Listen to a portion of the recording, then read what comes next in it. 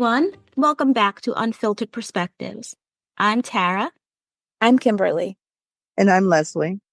We're talking about something that a lot of people debate, whether kids should work after school, and if they do, should they be expected to contribute to household expenses? There are a lot of factors at play here, from teaching responsibility and financial independence to concerns about academics, stress, and family dynamics.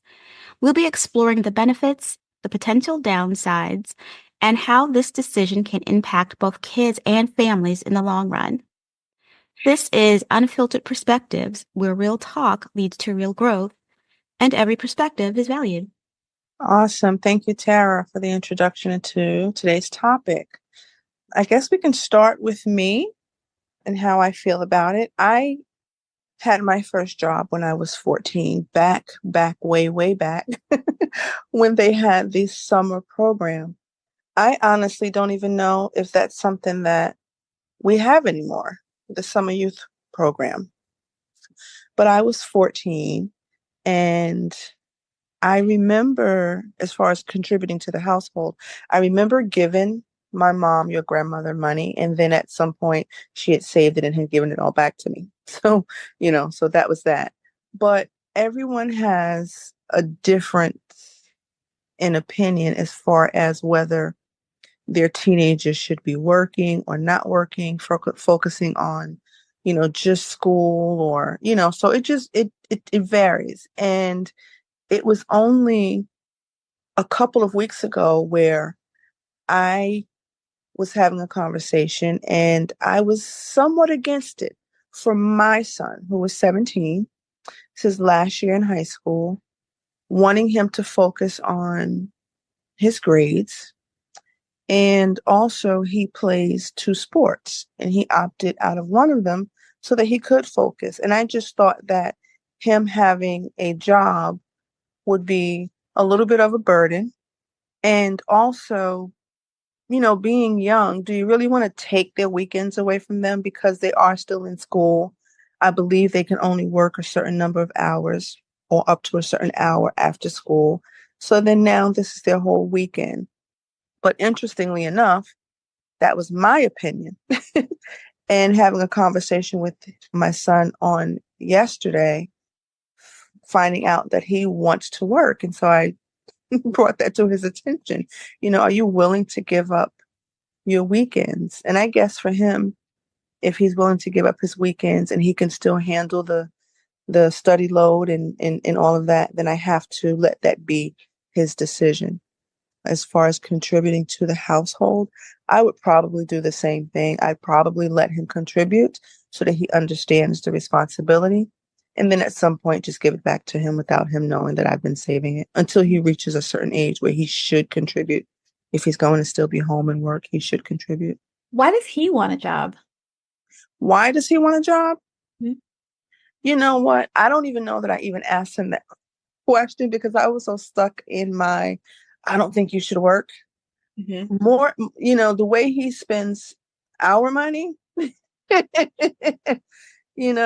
I think he just wants that freedom to be able to have the money and do kind of what he wants with it. And I don't think he realizes, because he's going to be a licensed driver next month. And I don't think he realizes how much saving he's going to have to do to get that first car. So I believe that that's his goal, is to get him his first car. I believe that that's his goal. But I literally can't even lie, I did not even ask him why he wanted to work. I can hardly get this boy up on a Saturday morning, so it should be interesting. That will be interesting. It will be.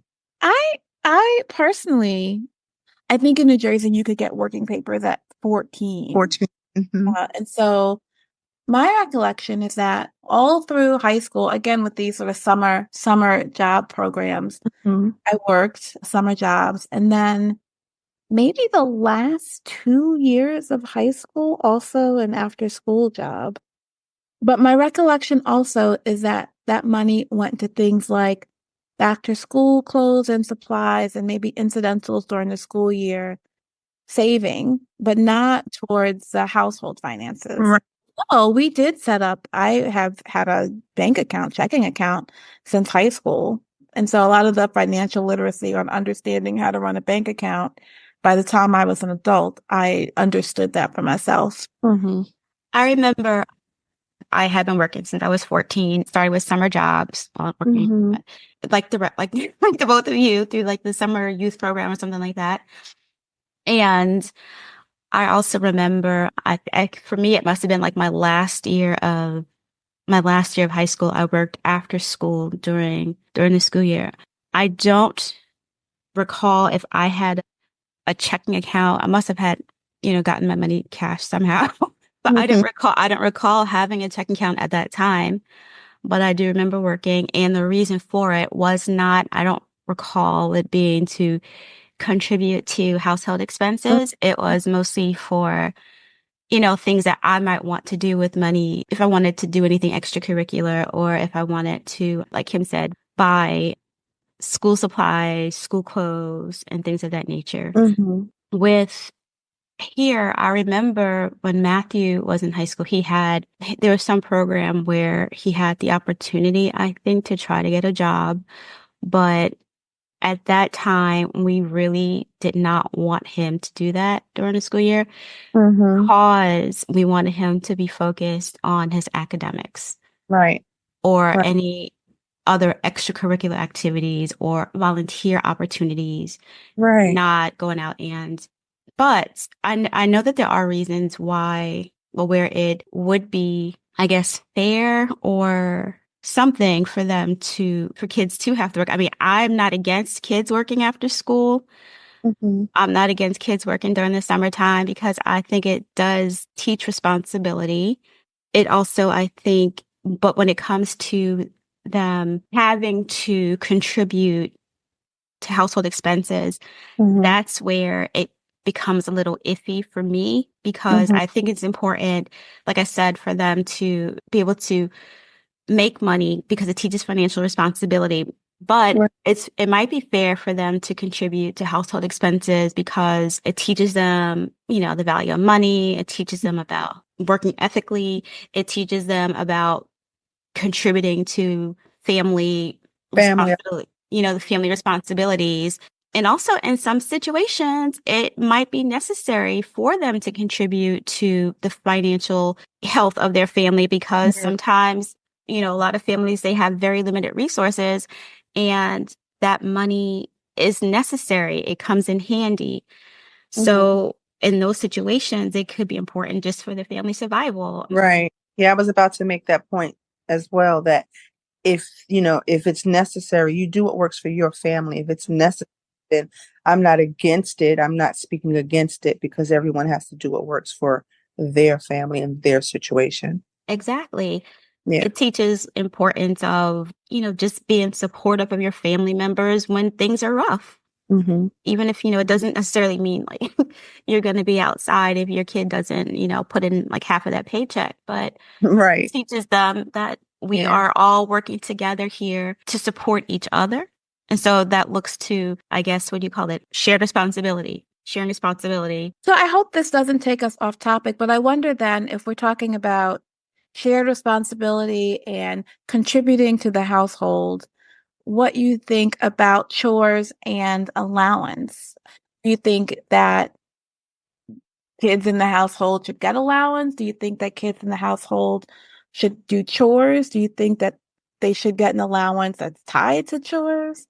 I will say that so I think if we could afford it, I would not expect my child to contribute to the financial resources of the home. I think that's a parent's responsibility in a family that can afford it.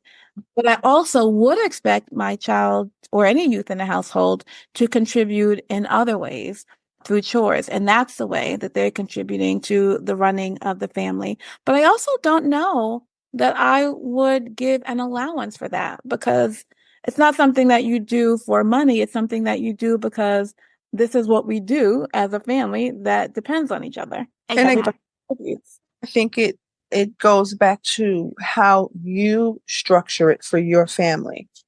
I don't care how much money I have or how old you are, you're doing chores. Whether there's a monetary, payoff or not, chores need to be done by everyone in the home. If I decide to give you an allowance, it may or may not be directly correct connected to the chore that you do. I don't know. I guess for everybody it's different. You have to figure out what works for your family. Jordan is going to do chores. He has chores, but then Jordan doesn't get a weekly allowance. He gets what he gets as it's available. You know what I Mhm. mean? But I'm also teaching him, or we're also teaching him, that you don't need to spend, because that child will spend it as soon as it hits his hand. So we try to have him keep something in savings, for an emergency, like we should all be doing. So we're trying to teach him to be responsible with his money. I wouldn't necessarily call it an allowance. We're able to give you when it's available, but your chores are going to get done regardless. I agree. We did not give allowances. But much like how I said before, how we considered school to be the priority, what we did do is we gave, I guess, incentive or reward for working hard in school, good grades, Mm, and things like that. So, if you made the honor roll and you had this, then you get that. mm. And even then, when he got that, Kim, do you remember when we gave him that money, he still had to budget it. He still had to budget I that, do. I remember. save some, spend some, that kind of thing. I remember he was pretty young, a trip to Toys R Us to get some Legos and doing the math and trying to add in that tax and how much can you really afford Mm-hmm. with Mm-hmm. this Mm-hmm. money. Yep. But like you said before, regardless of how, what your financial situation is, whether you can afford allowance, you don't want to afford allowance, you don't want to give allowance or whatever, I think it's important that children from a young age contribute to the household in ways that are not necessarily financial, because it does teach responsibility. It does teach that you are part of a unit, and it is important that you do the things that need to be done so that we function healthily as a whole. Yeah. Yeah. And it also teaches them that responsibility for themselves as they grow older. Your children know how to do laundry so that when they go off to college or off on their own, there's no confusion there. How do I cook an egg, or how do I do my laundry? When do I do it? I mean, things like that are, you just teaching them basic life skills. And even people who can afford to have those things done for them, if they have household staff or what have you, your child should still know how to do these things for themselves. And the way that happens is through having them do it as they get older and for practice, but also, like I said, just to support the running and the functioning of your household. Mm-hmm. And that way it teaches responsibility without any kind of financial pressures. Yeah, the responsibility of just, doing what you need to do around the house so that everything flows a certain way. Mm-hmm. I didn't even realize how I started all of the kids, Davon, Crystal, Jordan, something as simple as making your bed every day when you get out of the bed. Because I know grown people that get out of the bed and don't make the bed. For me, oh my. For me, it drives me crazy. I cannot see an unmade bed. It makes me crazy. But I had done it with Jordan so long, I'm noticing now I don't see his bed unmade. But when it hit me just now while we're having this conversation, it's that he makes his bed every single day. His laundry, he's been doing his laundry for, ooh, he's 17. He's been doing his own laundry for years. Mm-hmm. That helps me because I can work on something else in the house that makes the house, flow and function the way it's supposed to, because I'm not having to wash, dry, and fold your laundry and put it away. And I'm not having to go in your room and make sure that your room is clean. So you're definitely contributing to the household, even though those are your responsibilities, your bed, your room, your clothes. It does help with the flow and the function of the home. It does. It does. And I also wanted to point out, though, when we're talking about whether a child works after school or doesn't work after school, I think that if the decision is made that this is something that your child wants to do, you're hearing him, he wants to work, that it's important that there's a good balance set between, I guess it's an important thing to set priorities, right? So that you are allowing that experience, because for whatever, it's teaching them financial responsibility. They can learn how to budget. They can learn how to save. They can learn how, just the fiscal intelligence, that Right. kind of thing. But it teaches them, things that will carry on throughout their lives. It's a long-term life lesson, I think. But it's a little crazy to me that I never that I never asked him, why do you want to work? Because I would just assume you want to work because you want to make your own money.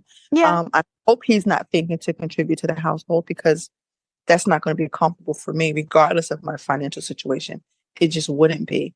But I also look at, again, every child, every home is different. He played basketball. He ran track.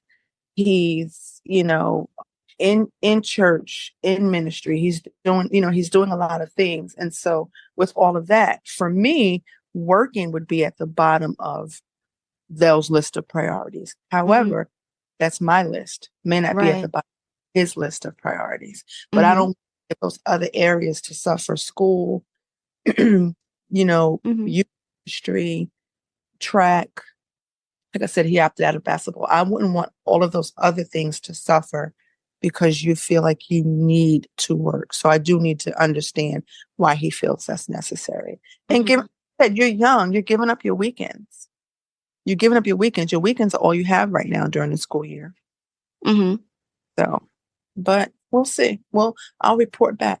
I Yeah. did And though, I know we're running short of time, but I did want to come back to that financial part, because one of the benefits of teenagers having jobs is around the financial literacy and the understanding the value of money and how it works and how to manage their own money. So I'm curious if you have thoughts about, if they aren't working and aren't receiving sort of a regular allowance in that way, like ways that they can do that. I was interested that you said, Leslie, that if he did have a job, you would let him give money, but then you would save it for him, not that you would have him save it for himself. Well, he would have to save something of his own on his own for the lesson, for the learning, for all of that. But if he was to give me something, I guess he'd just have two savings, because he wouldn't know that I'm saving it for him. I just want to teach him the responsibility. I want him to show him what this looks like when you contribute. So I can remember mom, nana, grandma, whatever we're calling her today, my mother, your grandmother, doing that with me when I didn't even know, like I said, that she had put it aside for me. So I would do that for him, and just kind of like, hey, surprise, here's this back. But it was just to teach him. But he'd have to be saving something on his own as well. Absolutely, yeah. And tithing. And tithing, yes. So when I realized we were going to be talking about this topic, I did turn to the Bible to see what scripture has to say about, on this particular topic. And obviously it doesn't speak necessarily directly to this, but I did find a few. The first one is Proverbs 22:6, which says, "Train up a child in the way he should go. Even when he is old, he will not depart from it." And to me, this underscores the idea of guiding kids towards responsibility from a young age. And it suggests that the lessons that we teach, be they financial, about work, about life balance, it does have a lasting impact. And another one was 2 Thessalonians chapter 3, verse 10, which says, "For even when we were with you, we would give you this command. If anyone is not willing to work, let him not eat."